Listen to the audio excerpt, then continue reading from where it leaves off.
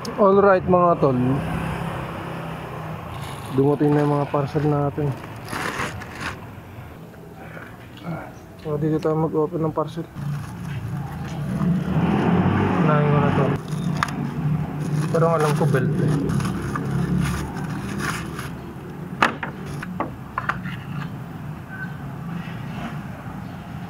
Malaki ba to? Tignan ko ulit ito mamaya. Tignan natin kung pasok dito. Ito yung dating pinagpalitan.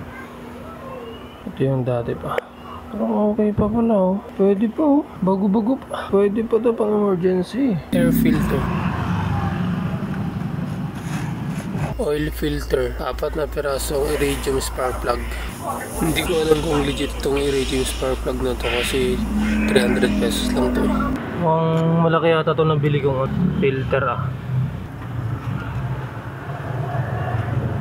Pareho lang ba? Parang malaki ah. Ito muna ano. Ay sana magkapareho men.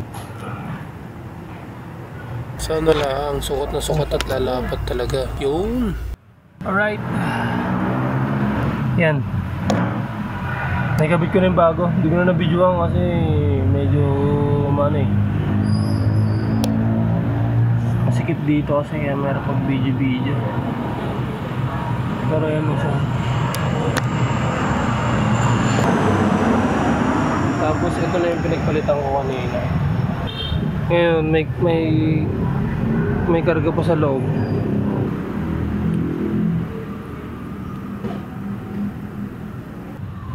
Alright. Natapos na natin yung filter ng fuel, air filter. Ito nga pa na spark plug naman ng next. Ito naman ito. 4. Buwan ko naman itong iridium.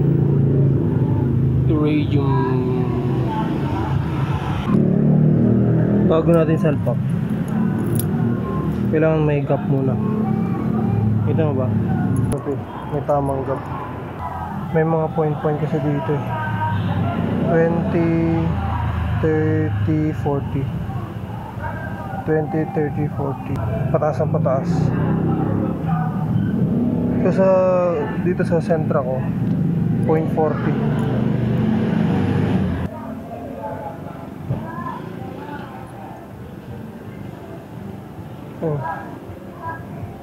Sa 0.40 siya. Problema ako tol, nahugot ko yung spark plug dun pero hindi naman matanggal dito sa socket ko. Ayan, dumikit, lumihis eh oh. Isa pala natatanggal ko, ito pa lang eh oh. Tapos napansin nyo yan oh, wala na yung parang patusok. Tignan mo itong bago. Ayun oh, yung parang meron siyang matuto. Ito wala na oh, naupod na siguro. Tignan ko kung pare-pareho yung tatlo, kung ganito ba talaga. So yun lang, update ko lang. Alright, nagabit ka na. Check natin kung aandar. Let's go. Maandar naman. Check natin kapag lalagyan ko ng aircon kung okay pa ba. Kung okay naman. Ewan ko kung may magbabago. Kasi nagiging problema ko dito yung ano eh, yung taas baba. Yung mataas yung RPM minsan. Mukhang success naman tayo. Nakapagpalit tayo ng fuel filter, air filter, 4 na spark plug, bago din yan. Sana may magbago.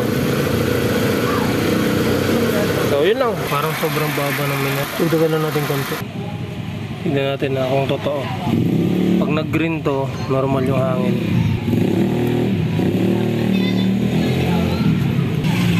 Normal yan.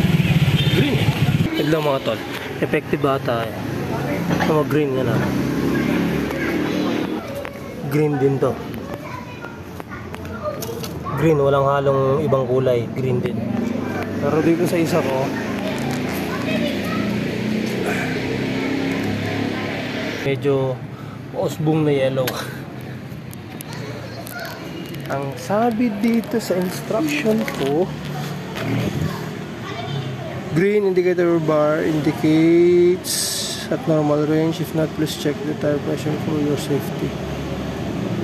Diyan na naputol yung recording natin. Kinabukasan, ito naman yung nangyari. Alright, bubuksan na natin tong mga nabili kong abubot. Dalawa to eh. Mayroon pang parating na isa. Ganito lang naman. So, meron na rin siyang voltmeter dyan. Meron na kasi ako dating ganyan, kaso lang nasira ito. Gumagana pa rin naman siya, kaso lang ayun, nabasag lang dito. Pero, gumagana pa naman, nagagamit-gamit ko pa naman siya. So, test natin to kung gumagana. Ito. Ayan.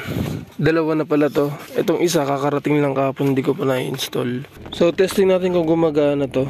Kunin natin dito to. Yung Type-C kasi siya eh. Try natin gumagana. Wait lang, sasaksak ko lang. So ayan, saksak ko na siya. Type-C, naririnig nyo ba? Tapos nakita nyo bang gumagalaw yan? Yung plastic na yan, gumagalaw yan. Kasi fan to.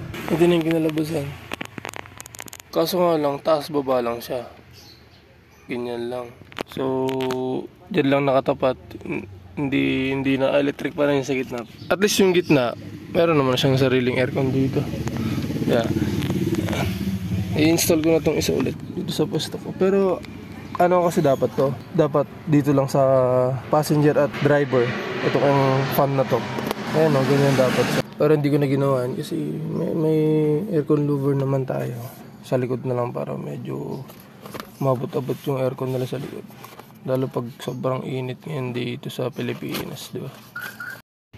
Alright, na-install ko na itong isa. Ito yung isa. Tapos, yun. Yung center console ko kasi may USB port siya. Meron dito. At ito yung nakakonect dun. Yun yung magpapaandar dito. Try natin. 12.2 volts. Try lang natin. Pa-100 lang. Ayan, narinig nyo.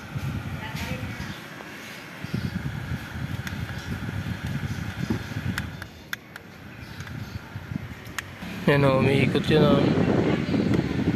Sabihin gumagana. Ito din. Diba? Parang di bulky tignan yung mga electric fan na ano. Yung nabibili, yung nakikita-kita lang natin, diba? Ayan, na-install na natin. So, ano yan, malalaman sa linggo kasi pupunta kami ng church, lalabas kami gagawin sa sasakyan. Malalaman kung makakatulong ba tong fan na to dito sa likod, sa passenger, sa likod. At ayaw kasi yung ano, yung nilalagay ng malalaking fan na maliliit lang naman pero parang bulky tignan. Ito kasi parang di mo mahalatang electric fan eh. Kaya malibol lang dito sa wire na costly.